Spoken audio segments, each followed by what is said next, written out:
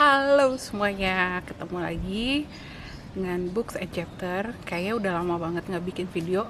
Bahkan sebelum corona membabah, aku udah nggak bikin video. Nah kali ini pengen bikin video karena mungkin udah bosen juga sama rutinitas, sama kerjaan, perlu sesuatu yang beda, dan udah kangen juga ngomong sama kalian semua.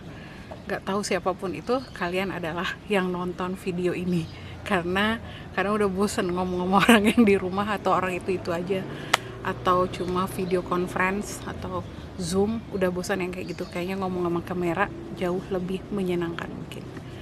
Oke, hari ini mau share tentang kegiatan selama kita karantina, PSBB atau apalah yang melindungi diri dari COVID-19 itu sendiri. Kali ini kita akan ngomongin selama kita karantin, PSBB atau apalah itu namanya. Mungkin yang work from home atau WFH, kerja di rumah, kerja online, ternyata di luar dugaan, nggak semudah yang kita bayangkan, bikin stres juga. Nggak tahu ya bagi teman-teman yang lain, tapi kalau aku pribadi, aku bosen karena mungkin selama ini aku orang yang mobile banget, suka pindah dari satu tempat ke tempat yang lain dengan dalam sehari itu cepet gitu, dan diam di rumah, kerja dari rumah. Mungkin awal-awal kita explore, kita masih seneng, tapi ketika udah kesini kita juga stres juga akhirnya. Tapi dengar dari beberapa teman, ternyata stay at home-nya mereka, selain mereka kerja, mereka juga ngabisin tuh waktunya untuk nonton Netflix, nonton drama Korea. Ya termasuk saya juga akhirnya nonton juga tuh drakor yang selama ini mungkin dikatakan sekali-kali banget nontonnya dan selektif banget tentang film atau dramanya itu, tapi akhirnya saya juga nonton gitu loh. Terus kemudian pasti ngakses sosial media, YouTube, atau belanja online. Nah, yang baca buku berapa banyak ya selama karantin itu, atau selama kita stay at home? Mungkin banyak, tapi baca terus itu juga pasti membosankan. Wabah virus ini tuh pasti bikin kita bertanya-tanya ya. Mungkin sebagian dari teman-teman banyak yang nonton di YouTube juga, atau baca-baca tentang teori konspirasi, karena kita meragukan virus ini nature atau terjadi gitu aja gitu. Itu juga mengundang keingintahuan. Akhirnya aku baca lagi koleksiku, ada Suara Es Krim. Itulah resikonya syuting di luar. Apa beli es krim dulu ya? Enggak deng, udah biarin kita lanjut cerita aja ya. Jadi berkembangnya teori konspirasi terhadap COVID ini juga mengundang keingintahuanku. Akhirnya aku balik lagi ke rak buku dan ngambil buku tentang how world work. Jadi aku punya 3 buku Chomsky gitu. Ini tuh tentang konspirasi bagaimana dunia bekerja. Kayaknya kalau teman-teman telan mentah-mentah teori konspirasi itu agak bahaya, karena kita akan terjebak dari pengetahuan yang palsu. Sementara konspirasi itu sendiri disebarkan juga ada maksudnya, karena nggak ada di dunia ini yang ada gitu aja tuh, nggak ada. Tapi kita harus tahu cara memahaminya. Jadi kalau yang belum tahu banget teori konspirasi, mungkin bisa memulainya dengan baca buku Chomsky. Ini buku lama sih, tapi kayaknya karena keingintahuan teori konspirasi yang berkembang selama COVID ini, akhirnya aku baca lagi bukunya Chomsky ini. Jadi teman-teman bisa baca lagi. Ini ada 3 buku tentang Chomsky, boleh deh itu dibaca.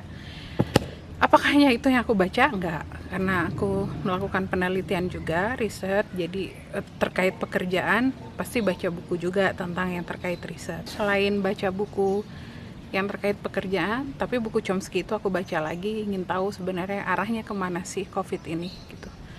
Lalu hidup kita digerakkan kemana sih sebenarnya. Itu bisa jadi perenungan bagaimana kita menghadapi kehidupan setelah wabah ini berakhir, karena wabah ini akan berdampak sangat banyak pada kehidupan kita kayak gitu. Tapi nggak selalu serius. Akhirnya aku memutuskan beli buku online juga. Bukan beli buku online sih, beli buku di Periplus, tapi belinya pakai WhatsApp aja, nggak ke toko. Jadi aku selama karantina ini, selama PSBB, beli buku ini di Periplus. Warnanya hampir sama semua ya. Buku apa aja itu? Jadi ada buku Haigi. Buku Haigi ini buku tentang kehidupan orang Nordik ya. Dan nggak tahu, aku ngerasa aku kok ada samanya dengan mereka gitu ya, padahal kan Indonesia asli banget gitu. Cuma aku beli buku ini tuh diskon dan aku beli ya. Dari sampulnya udah cantik banget, udah bagus banget, jadi aku beli. Isinya juga bergambar dan berwarna. Kemudian yang kedua itu ada Nasty Girl. Jadi ini udah selesai dibaca.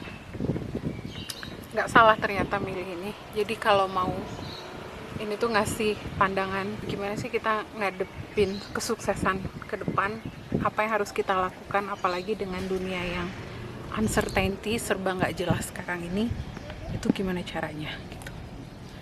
Kemudian ada buku Grit yang masih dibaca, tuh pembatasnya masih kelihatan. Ini juga udah lama, sebelumnya aku ngelihat penulisnya ngomong di TikTok, kemudian akhirnya aku beli bukunya.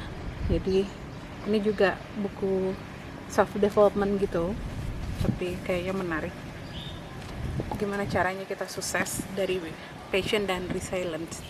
Belum selesai bacanya, jadi belum bisa review. Kemudian aku beli dua buku tentang, nah ini biasanya orang nggak akan beli buku grammar, buat apa ya, ngapain sih belajar grammar. Aku beli dua buku tentang grammar karena katanya selama kita karantina harusnya kita ngerjain hal-hal yang positif atau hal-hal baru yang bisa upgrade skill kita. Nah, aku masih ngerasa lemah di grammar dalam penulisan, jadi aku beli buku tentang grammar, berharap setelah keluar gua dari karantina ini aku bisa menulis lebih baik lagi. Nah itu. Jadi itu ceritaku dengan buku. Apakah membaca atau beli buku masih dijalankan selama karantina? Iya, tapi tidak impulsif ya.